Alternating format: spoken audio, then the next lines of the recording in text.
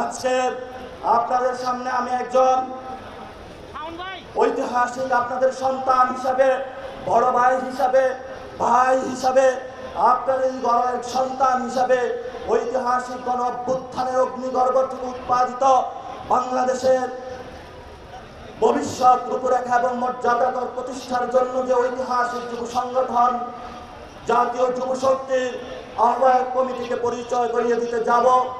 আপনারা সবাই করতালি দিয়ে তাদেরকে বরণ করে দিবেন এবং আমি তাদের সাথে পার্সোনালি কথা বলেছি, তাদের কমিটমেন্ট নিয়েছি এবং তাদের একটি জায়গায় আমি কমিটমেন্ট নিয়েছি তাদের থেকে।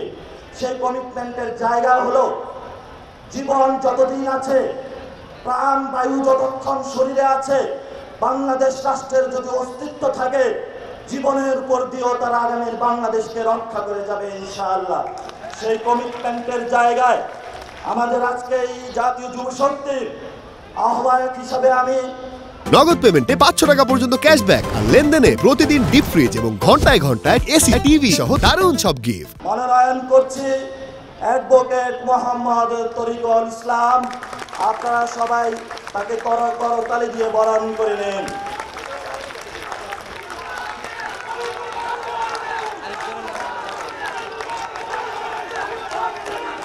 আমি সদস্য সচিব হিসাবে মনোনয়ন করছি ডাক্তার জাহিদুল ইসলাম, সদস্য সচিব হিসাবে ডাক্তার জাহিদুল ইসলাম, মুখ্য সংগঠক হিসাবে ইঞ্জিনিয়ার ফরহাদ সাহেল, মুখ্য সংগঠক হিসাবে ইঞ্জিনিয়ার ফরহাদ সাহেল।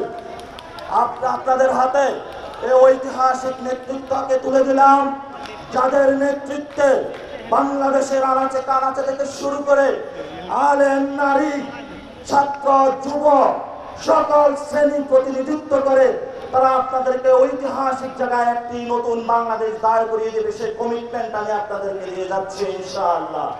আপনারা সবাই তাদেরকে সহযোগিতা করবেন। সবাই হাত তুলে আজকে আমরাও কমিটমেন্ট দেই যে প্রত্যেকটা জায়গায় আমরা ভাই এবং বোন হিসাবে কাজ করব এবং জাতীয় যুব শক্তিকে বাংলাদেশের সবচেয়ে বড় একটি জনগণের শক্তি হিসাবে ইনশাআল্লাহ দাঁড় করাবো। আপনাদের সেই কমিটমেন্টের জায়গায় আপনাকে ধন্যবাদ জানাচ্ছি।